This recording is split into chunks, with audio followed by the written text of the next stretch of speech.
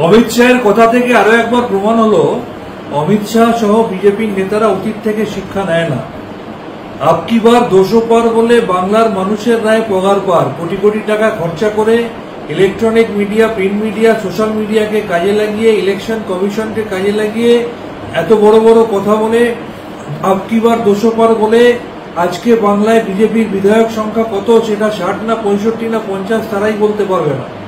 লোকসভা নির্বাচনের আগে কখনো 35টার গল্প, কখনো 30টার গল্প, কখনো 25টার গল্প বলে 12টা আটকে গেছে। তাও সেখানে যদি কংগ্রেস, সিপিএম বা আইএসএফ তাদেরকে সহযোগিতা না করতো 12টার 10টাও তারা পেরোতে পারতো না। আজকে তারা আবার স্বপ্ন দেখছে সোনার বাংলা করবে।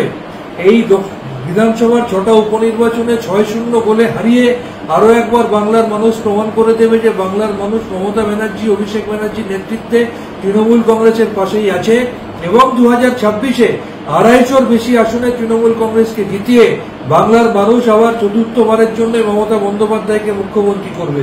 আজকে তারা বলছে বাংলাকে মমতা ব্যানার্জি বঞ্চনা করেছে।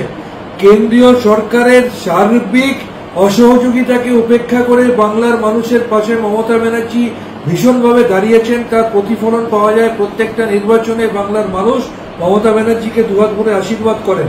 আজকে বলছে মোদী সরকার টাকা দেয়, আবাস যোজনা থেকে শুরু করে 100 দিনের কাজের টাকা থেকে শুরু করে মিড ডে মিলের টাকা থেকে শুরু করে সমগ্র শিক্ষা অভিযানের টাকা থেকে শুরু করে প্রায় 2,00,000 কোটি টাকা আটকে রেখে দিয়েছে কেন্দ্রীয় সরকার শুধুমাত্র রাজনৈতিক প্রতিহিংসা পরায়ণতার কারণে।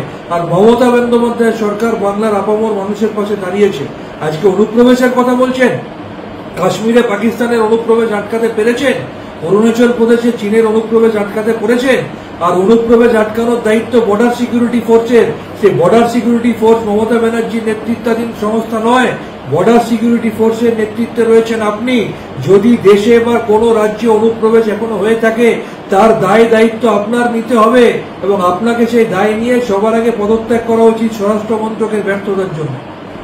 দাবি ত্যাগ। এই চ্যানেল কোনো প্রচার করে না হিংসাত্মক, ক্ষতিকারক বা অবৈধ কার্যকলাপ। এই চ্যানেল দ্বারা প্রদত্ত সমস্ত বিষয়বস্তু শুধুমাত্র একটি শিক্ষামূলক উদ্দেশ্যের জন্য। ধন্যবাদ। শুভেচ্ছা টিম আমার বাংলা নিউজ।